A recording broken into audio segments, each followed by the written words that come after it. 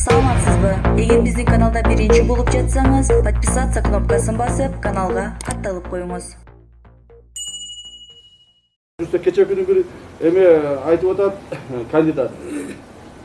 Üçüncü, то есть досрочный президентский выборга даярдангыла мен президенттикке коём.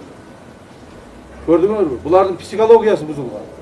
Буларга ушу революция болуп турса, тез элди талап тоноп турса, тез бийликти алмаштырып турса, мамлекетте стабилдик болбосо, өз эптеп бийликке жетсе болот.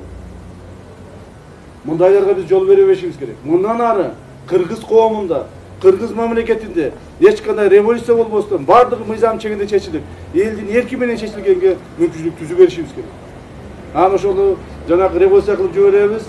Как будто бизге мына азыркы бийликке бир укмуш бир сонун бардыгын организованный, экономикалык күчтүү, финансылык күчтүү бир мамлекетти берип подарка кылып кеткендей сүйлөйт да. Биз ошону жасайлы деп туруп аракет кылып атабыз. Ушул биз иштеген убакытта мамлекет күчтүү болушуна жол ачып калайлы деген чоң максат бар. Ошол максатка жетиш үчүн жанагыдай деструктивный элементтерди, жанагыдай ушундай туура эмес элди багытка бурган саясатчыларды дагы коомубуз өзү дагы токтотуш керек да. Коомубуз өзү да токтотуш керек. Коом дагы ошолорду ээрчип кете бербеш керек. Эртең мына шайлоо бүтсө, революция кыла турган, же болбосо элди көчөгө чыгара турган эч кандай повод жок.